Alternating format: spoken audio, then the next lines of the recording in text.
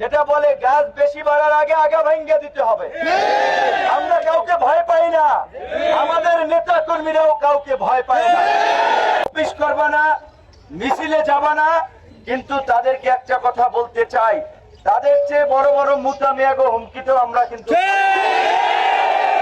আওয়ামী লীগের পুরোটা সময় রাজপথে বন্দুকের নলের মুখে দাঁড়িয়ে এই স্বৈরাচার ফ্যাসিস্টদের বিরুদ্ধে লড়াই করেছি।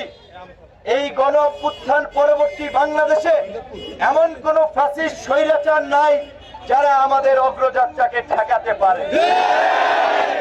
আমরা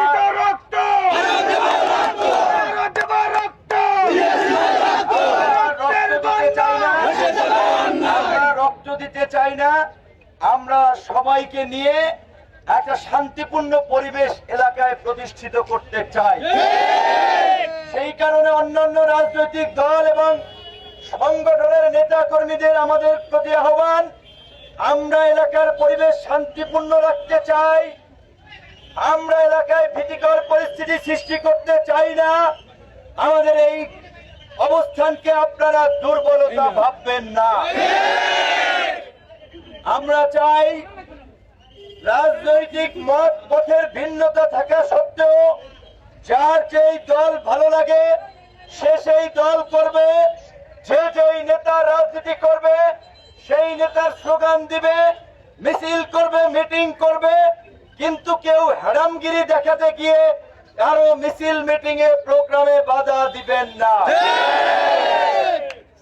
পরিষ্কার কথা, আমরা সব রাজনৈতিক দল, এইখানে বিএনপি আছে, জামাত আছে, ইসলামী আন্দোলন আছে, 4-5টা দলের লোকেরাই সক্রিয়, কিংবা বিভিন্ন বাজারের সমিতি আছে, ব্যবসায়ীদের সমিতি, এরকম যত সংগঠন আছে, আমাদের একটা সংগঠন আলাদা থাকবে, রাজনৈতিক মত থাকবে, কিন্তু এলাকার স্বার্থে, বাজারের স্বার্থে, মানুষের স্বার্থে আমরা একসাথে বসে কথা বলবো, আলাপ আলোচনা করব।